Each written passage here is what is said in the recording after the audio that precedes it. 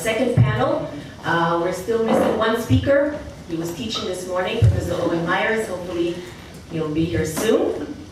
So we're going to have 4 very interesting speakers in this second panel who will focus on Israel and on Germany, looking into issues of collective memory in the Israeli case as a way, if you like, to better understand the cultural DNA in Israel,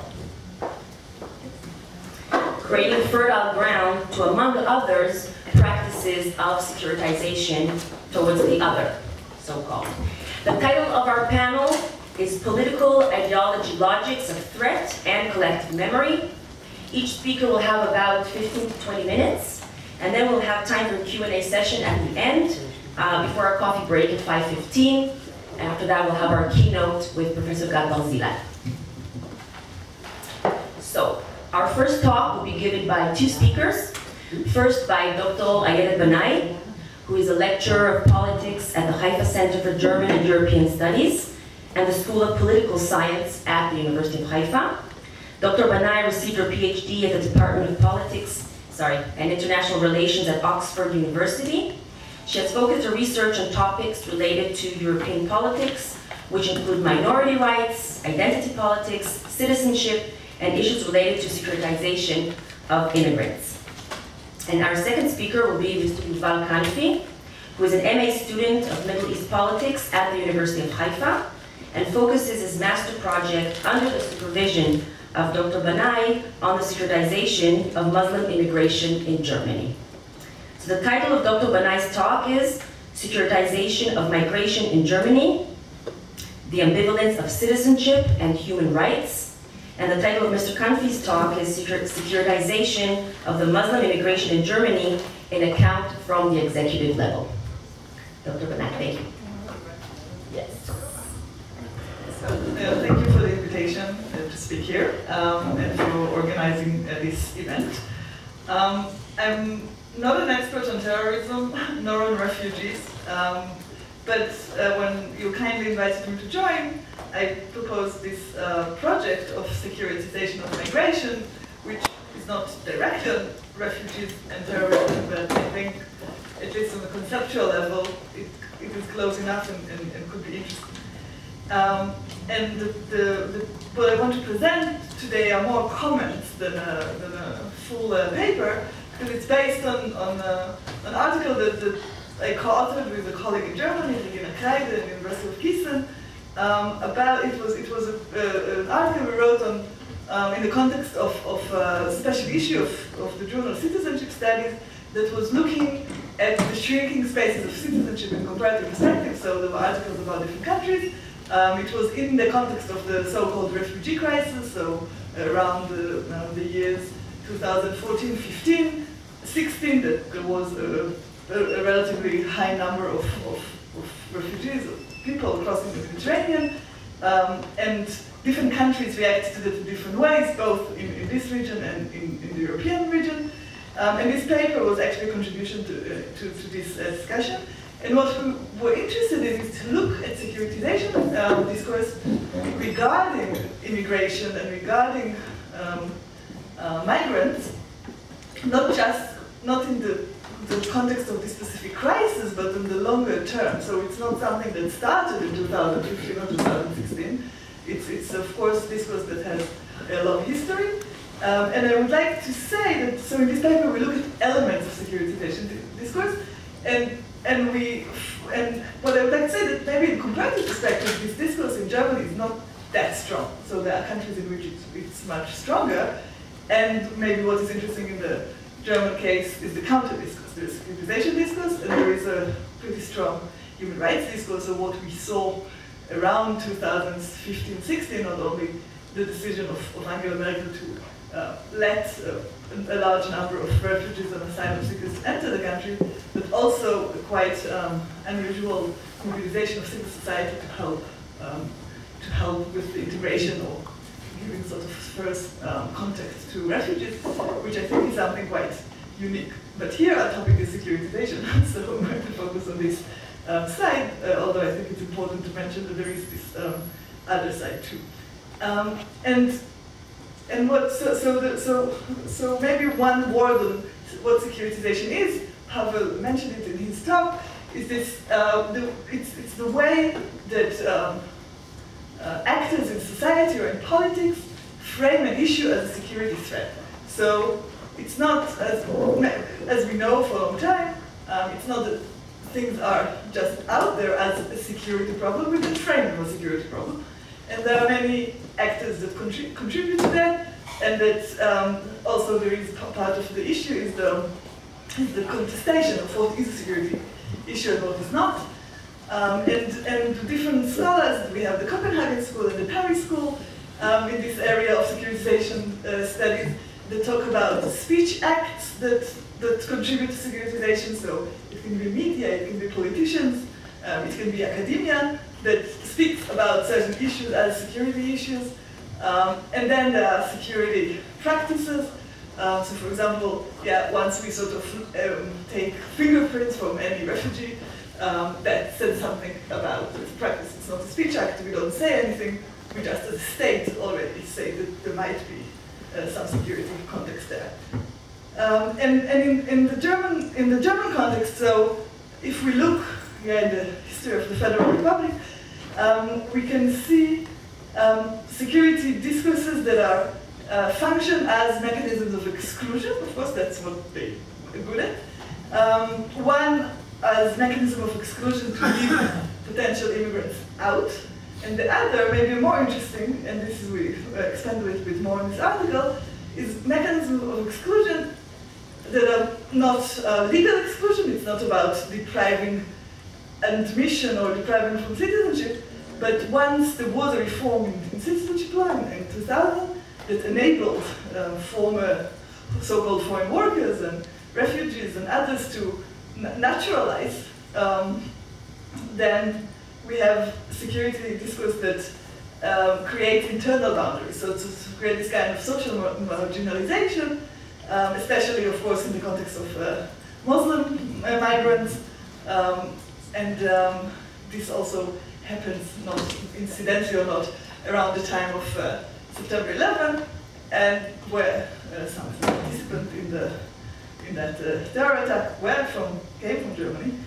So suddenly there is a much stronger security discourse, and it's not just about this connection suddenly of migrants and terrorism, but also the idea that on the long run, migrants are dangerous for society, also the social economic prosperity, for its cultural survival.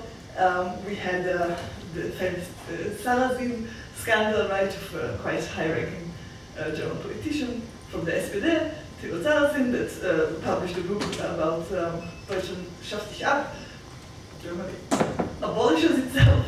Yes, that's saying that on the long term the refugees, or not the refugees, the migrants and their descendants are going to sort of dismantle the social and economic structures of the countries from within. So we have this movement, on the one hand, expanding the legal boundaries to include more people, and at the same time, creating these internal barriers that, okay, you naturalize, but it's still, there is a long way to go to become a part of mainstream society.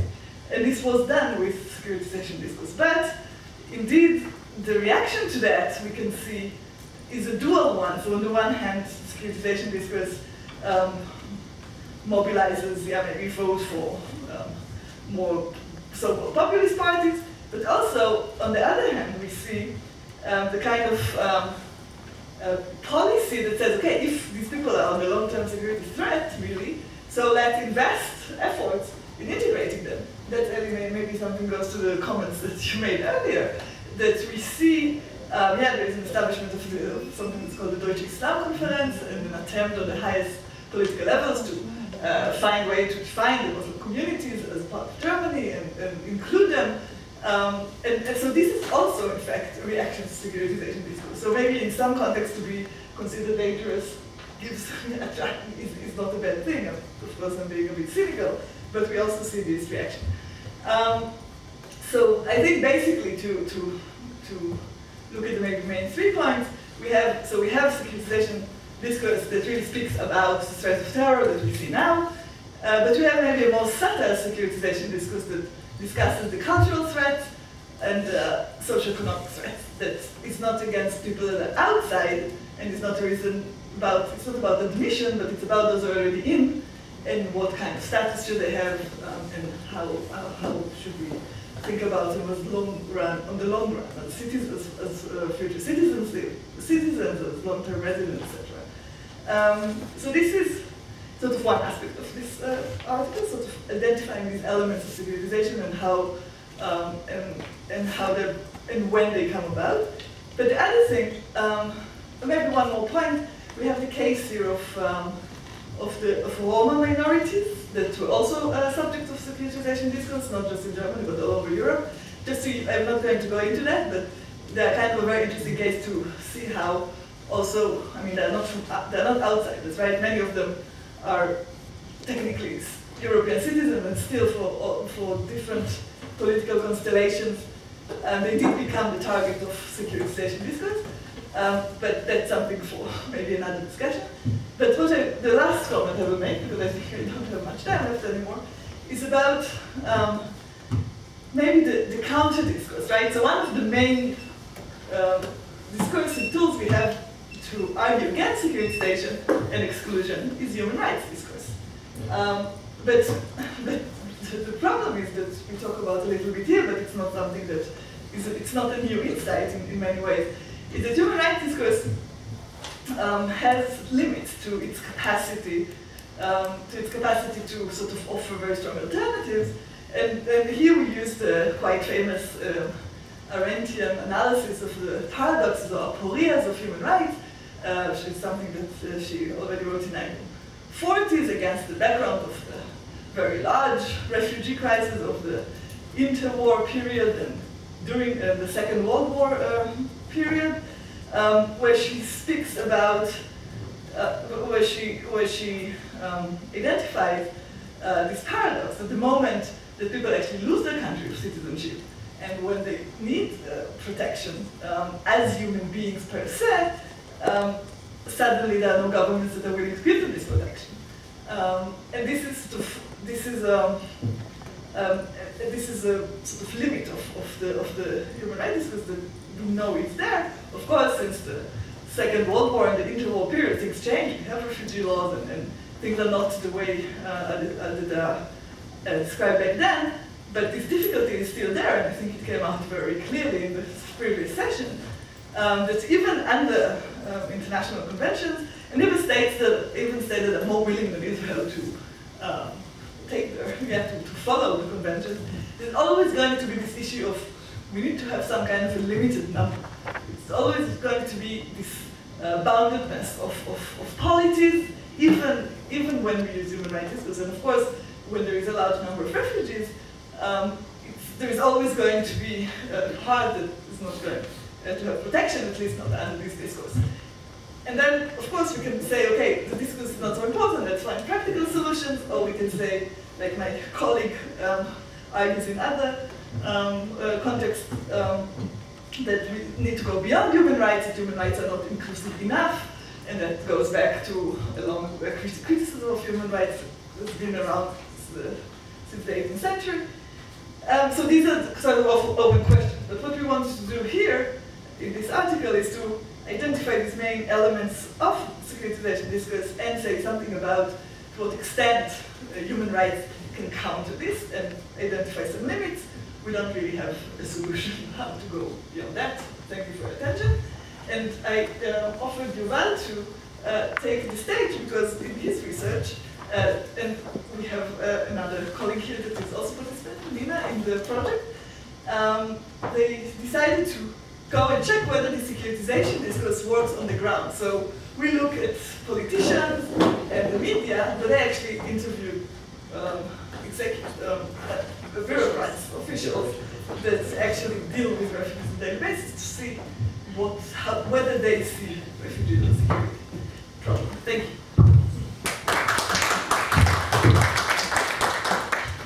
Okay, so thank you very much for inviting me. Nice to be here. I'm going to stand up in just a moment. Ayelet, thank you very much for the introduction. So me and my friend and colleague Nina, we decided to go into the field and interview integration professionals, or the executive strata, as we call it. This means we have securitization needs no introduction. It's been introduced here. Let me just go on to my I'm going to start up. So securitization is securitization, making something into a security issue using speech acts. Up a little bit, we've tapped into the preface of securitization, a very famous paper by Yuval, which points out 3 conditions for securitization to occur, which is political agency. I'm sure you recognize all of the very nice people up there. An audience that would facilitate the message of this person, of this securitizing actor, okay? If they use the Copenhagen School methodology or terminology, and a context. The context being any context that the securitizing actor can make a securitizing act or speech act in relation to and include a non-security issue as immigration, by the way also tourism, education, so forth, and make it into a security issue. So what we wanted to check, if we eliminate the audience, if we cross out the audience factor, does securitization still happen, potential? What do we mean? We know that politicians speak security. We know that the public associates security with refugees or immigrants or whatever. We wanted to talk to the people in between, so-called.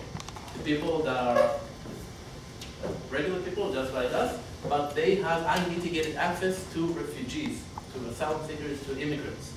I'm going to tap in exactly who we've interviewed in just a moment.